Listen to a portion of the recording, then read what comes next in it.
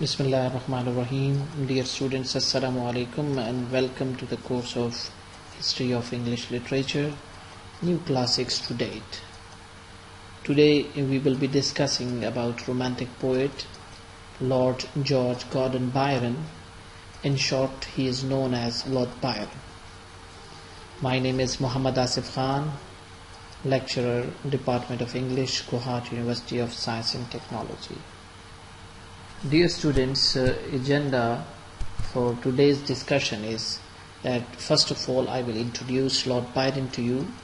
This will be a short introduction, and then we will move toward his notable works. One of them is Childe Harold Pilgrimage. Then I will discuss the characteristics of Byronic heroes. Later on I will introduce you with the other volumes of poetry, especially the romances, heroic poems or the epical poems of Lord Byron.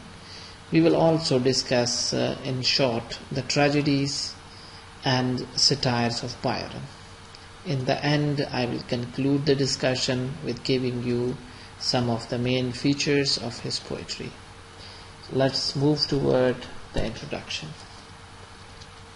Lord George Gordon Byron was born on 22nd January 1788. He is contemporary of William Wordsworth, Coleridge and other romantic poets, but he is a bit different from them. Before going to that very aspect of Lord Byron, I want to tell you that he was an English poet, a peer, man having high social position in the society because he was lord by birth. He was politician, a revolutionary, because he participated in Greek War of Independence. And the most important thing is that he is the leading figure of the Romantic movement. Though he was born clubfoot, but he was a very prolific personality and contributed a lot in English literature. We move now to the third slide, and that is that he is one of the most popular romantic poet, but the special thing about him is that he was most popular during his own days, his own time, and he is having a very powerful and vigorous personality, having those qualities of celebrity, and he had a very enchanting, sensational career. But when later on in the present day we judge his poetry does not possess that excellence of Shelley's and Keats' poetry, and we will list him in the lower position in the hierarchy of romantic poets. One another thing very important about the poetry of Lord Byron, that he is the romantic poet who showed regard for the poets of 18th century, and somehow he ridiculed his own contemporaries in his the early works like English Bards and Scottish Reviewers. So for that reason he is known as Romantic Paradox. So that is another title given to him, that he was the Romantic Paradox. So before moving to the next slide, he is different, altogether different from the other contemporaries and romantic poets, but there were the qualities which make him romantic.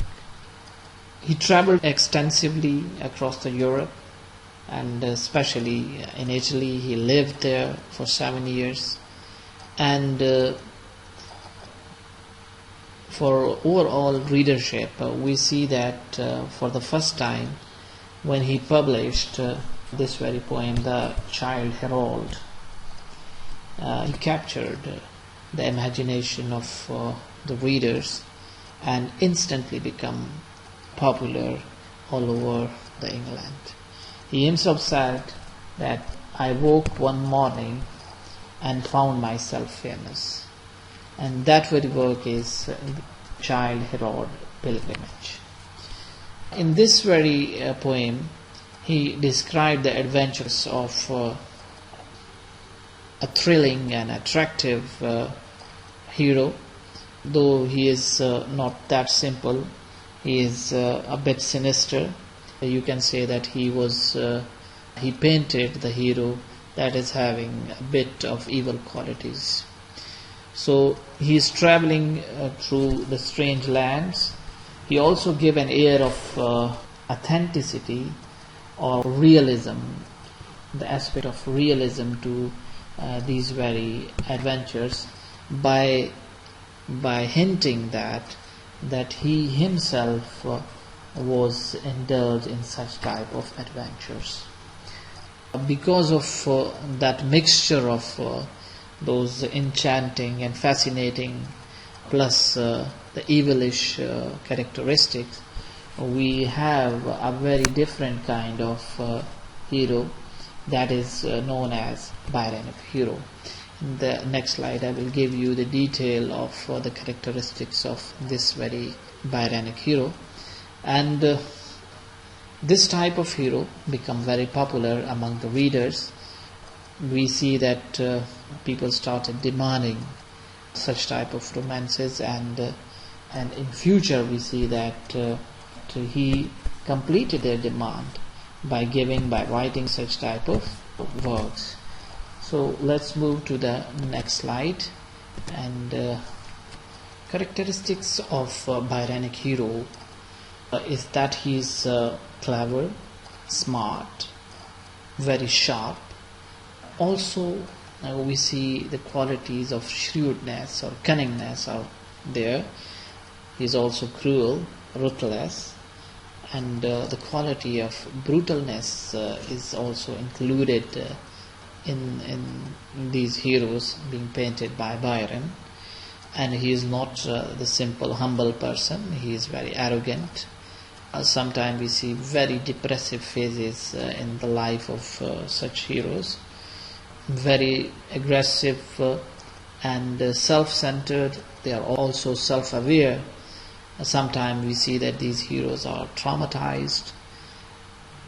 Other qualities like very emotional, and they are manipulating things, scheming and controlling all these events happening around them. Very selfish. So you will be astonished at how Byron mixed all these things and gave us a new type of hero. These very heroes are spiritually doubtful, skeptic, cynical, not simple persons. You will not be sure about this person, that what he is going to do.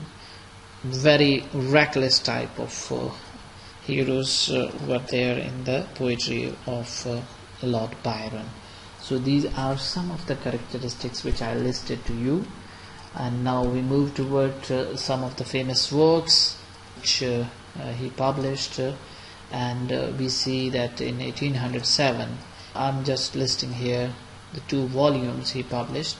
The first one is The Hours of Idleness, and this is the first volume of poetry. The special thing about this very volume is that he published this volume when he was only 19-year-old.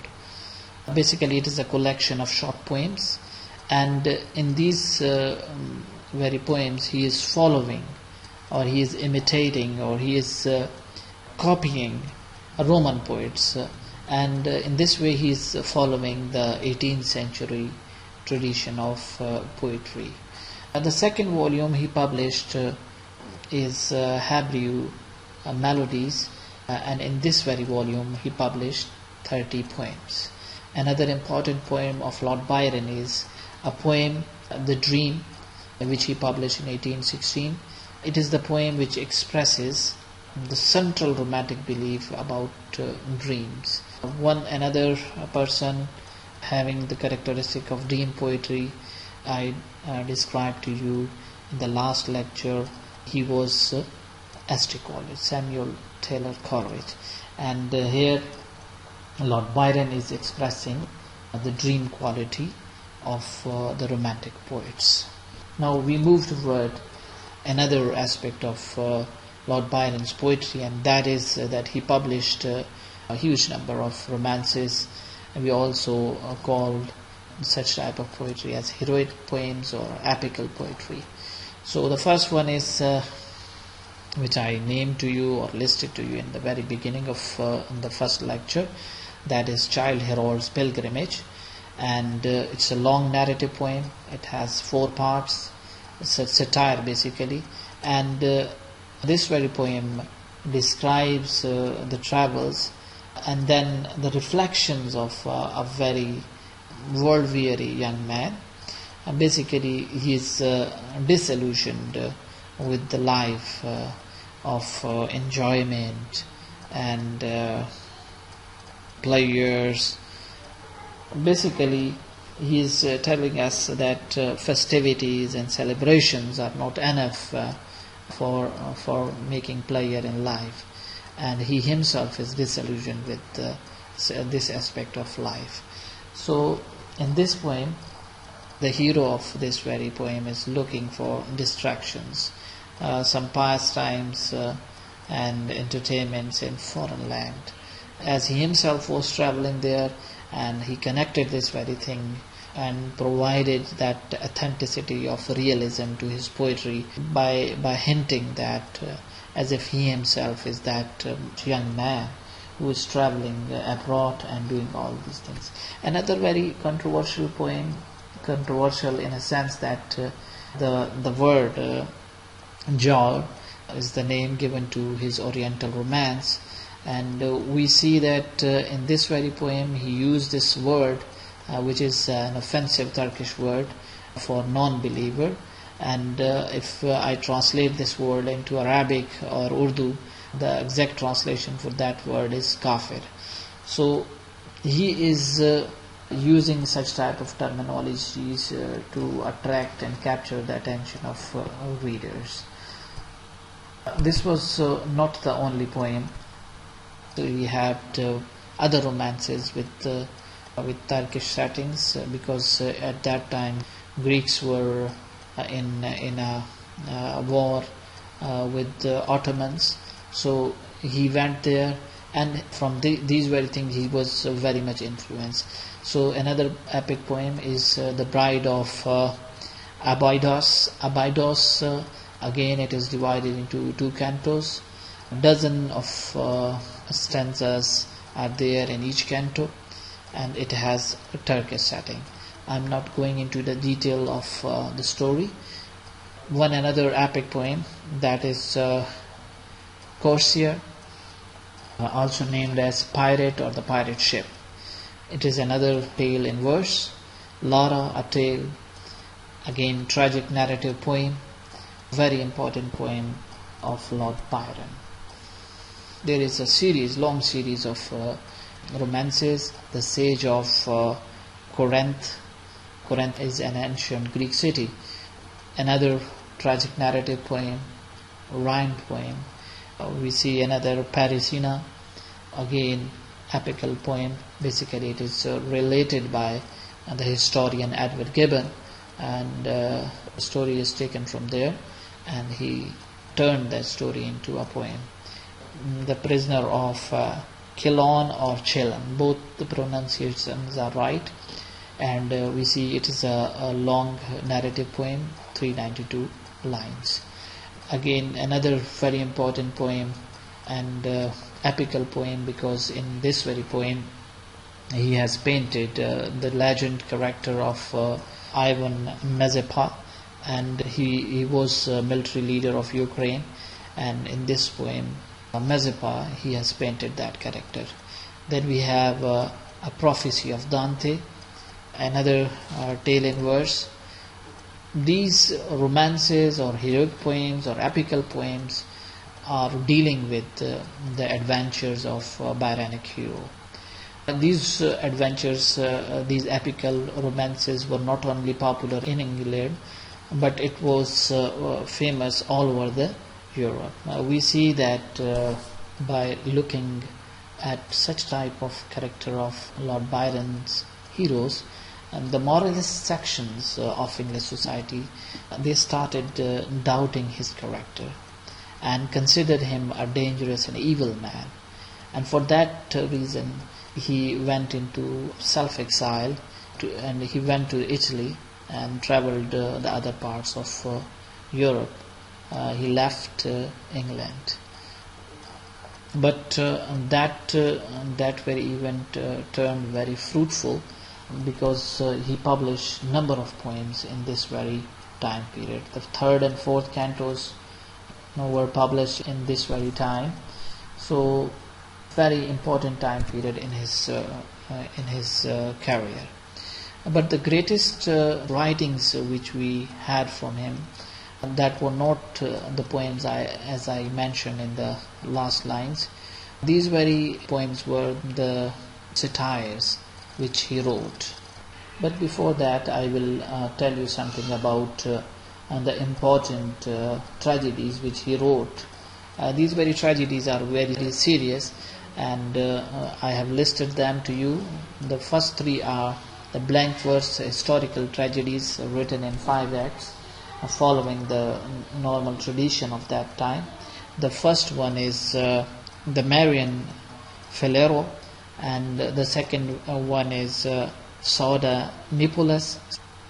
The third one is the two Foscari, and another important dramatic poem. Basically, it is a classic drama, not written to be performed, that is Manfred.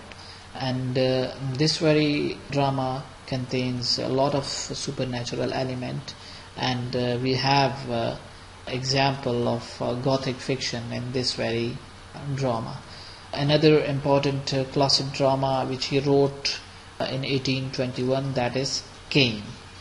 These are some of the important tragedies, but as I told you earlier that he was not famous for these tragedies or the poems which he has written, and I listed to you before. He was famous for his satires, and the first satire that he wrote was Beppo.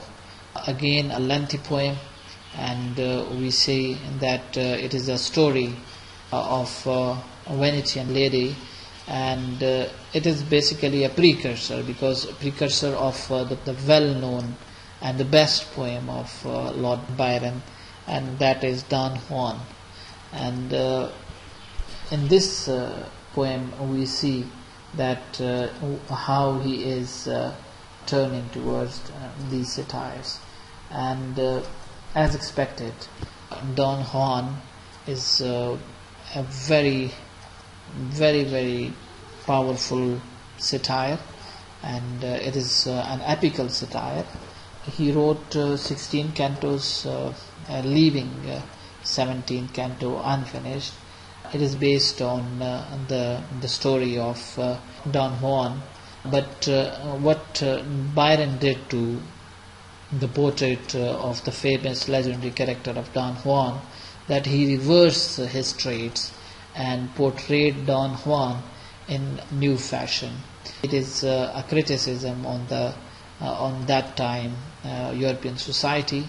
In this poem, the special thing is that Lord Byron included wit and fun, that humor aspect.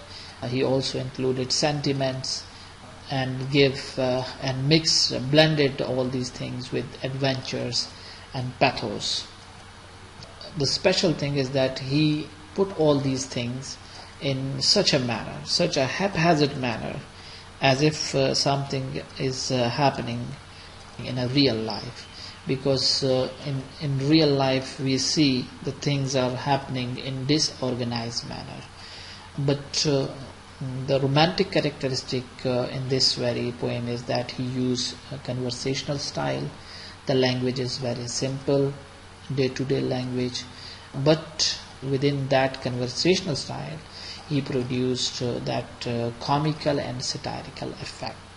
Now I come towards the conclusion, and I will give you brief characteristics of his personality and poetry. most important thing is that he is self-centered person. He is egoistical personality. We can call it a selfish personality is being portrayed in his works. In all his poems, he projects his personality, and he gives great importance to himself and to his ego in his poetry. In his lifetime, when he was there, he was not that much famous because of his carelessness and casualness of style. One another thing, that he was in such a haste that he hurriedly revised his written material, his poems, his works. For that reason, sometimes we see some artistic deficiencies or imperfections, or we can say that he is lacking in few things artistically.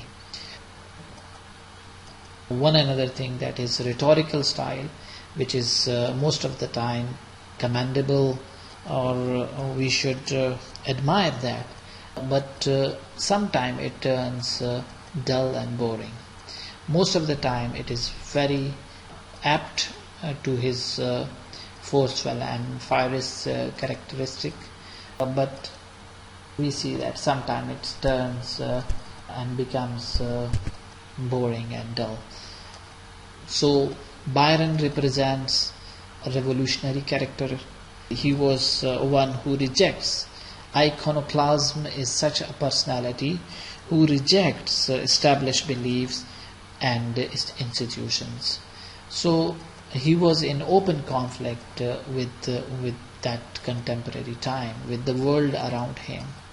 So his last great act, that he was, though he died because of the illness, but he was at that time practically taking part in the Greek War of Independence. So we can say that he died heroically. It justifies his position, it vindicates his position for all times, and made him a martyr in the cause of freedom. So these are some of the characteristics of Lord Byron, which I tried to sum up here. Thank you very much for listening passionately. So take care. Allah Hafiz. See you in the next lecture.